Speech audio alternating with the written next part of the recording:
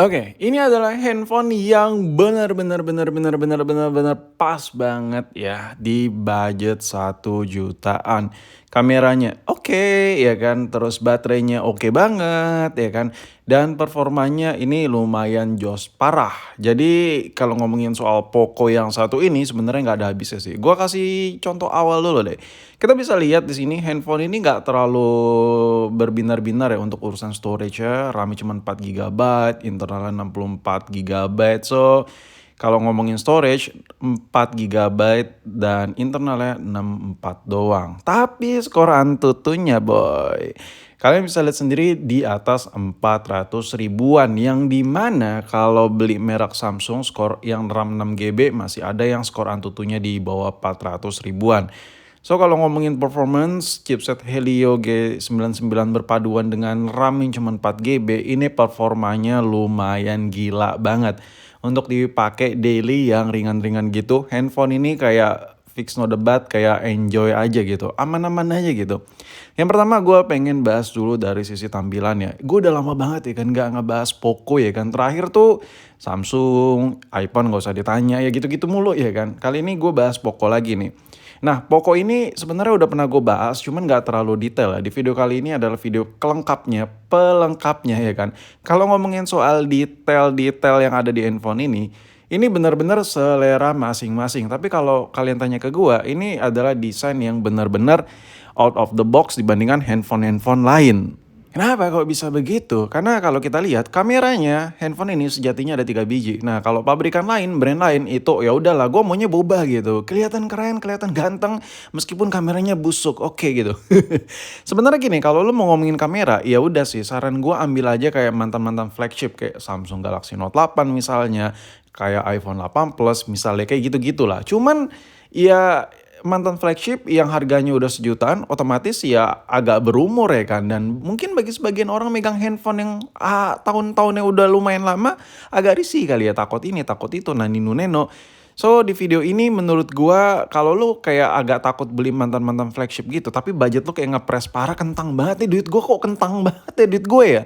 Ya udah sih, jawabannya si Poco ini. Balik lagi kalau ngomongin kamera Poco ini bukan yang ter the best. Kalian bisa pilih Pixel, bisa pilih iPhone ya kan. Tapi kamera ini fiturnya lumayan lengkap, ada dokumen video, foto, potret, malam hari dan lain-lain, dan kamera ada 3 biji. Of course, ini dari sisi fiturnya jauh lebih lengkap daripada iPhone yang harganya sama-sama HP ini. Dan kualitasnya kalian bisa lihat sendiri. Ini ngerekam video pakai HP ini lumayan smooth, lumayan enjoy parah, dan hasil fotonya seperti ini. Gue coba zoom tuh.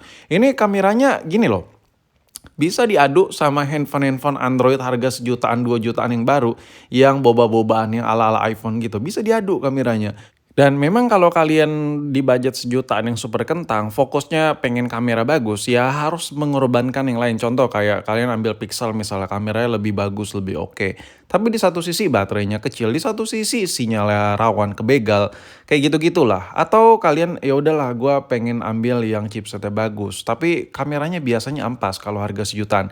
Nah si Poco ini di tengah-tengah, bener-bener pas gitu.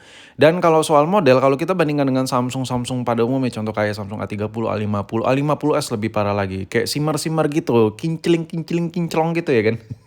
Nah kalau desain si Poco M5 ini tuh bener-bener nyantui parah desainnya. Kenapa?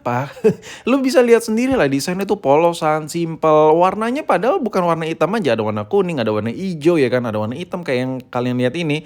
Meskipun varian warnanya banyak, tapi kalau dipegang, kalau kalian lihat secara langsung, itu HP-nya kalem banget. Desainnya tuh kalem, adem, mayem pokoknya.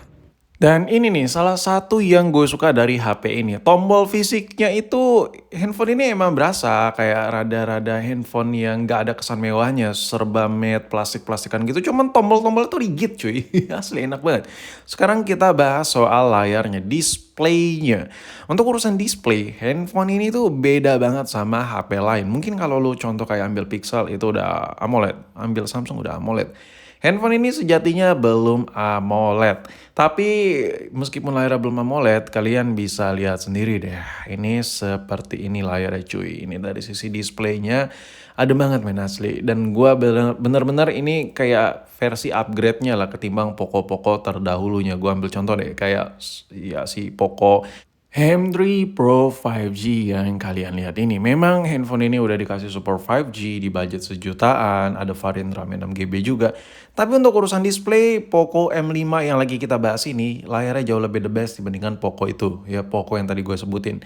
Dan kalau dibandingkan dengan iPhone, ini masih cukup masuk lah. Jadi kalau buat lo yang memang ada bimbang, gue beli iPhone aja lah ya. Ya nggak apa-apa lah, HP tua lah, ya nggak apa-apa lah, cincai lah ya. Layarnya lumayan oke soalnya iPhone nih mantan flagship. No, no, no. Handphone ini tuh seenak itu juga layar ya, mirip-mirip lah. Lo masih bisa ngerasain sensasi yang benar-benar layaknya handphone bagus gitu di layar Poco M5 ini. Kalian bisa lihat sendiri layarnya seenak ini. Memang untuk sudut pandangnya, sudut dimensi luasnya itu nggak apa ya, kontrasnya itu nggak sepekat AMOLED. Cuman handphone ini dikasih layar yang udah nyaman. Dan kalau kita lihat dari bagian samping, warnanya mencoba untuk flat ya. Dan kalau gua zoom, ini kamera gue yang ngeblur ya karena zoomnya ampas. Ini layarnya nggak pecah cuy asli. Lu nggak bisa lihat kayak piksel-piksel, kerapatan pikselnya itu nggak terlihat ya kan di kamera gue.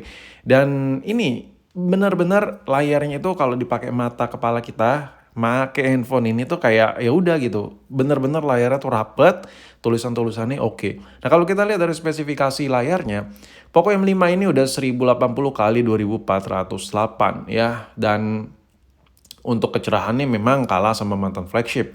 Tapi balik lagi cuy, handphone ini untuk dipakai daily udah enak banget. Menurut gue ini adalah starter pack ya. Kalau seandainya kalian bingung kayak pilih handphone, gue pengen beli mantan flagship biar layarnya enak bagus, tapi chipset udah tua ya, takut matot, takut apa?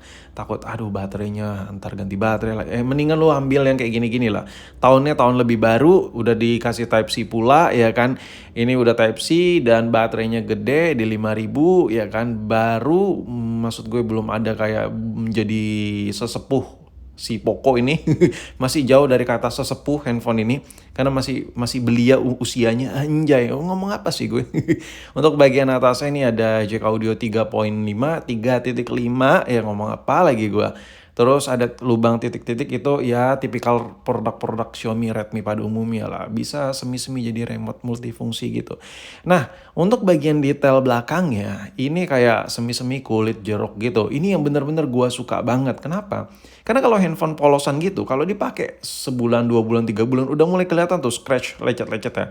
Cuman karena ini belakangnya dikasih sama si Poco ini ala-ala motif kulit jeruk, jadi lecet-lecet halus gitu nggak kelihatan di handphone ini. Ini benar-benar cocok banget buat daily yang nggak mau ribet lah, nggak mau pusing lah sama HP. Nggak pakai silikon oke ya kan. Terus kalaupun kebanting harga spare part yang murah kayak retak LCD lah, ganti baterai lah, apapun itu. Ini benar-benar handphone yang menurut gue lumayan worth it sih di tahun 2024 ini menurut gue ya. Kalau menurut kalian gimana? Coba tulis di kolom komentar.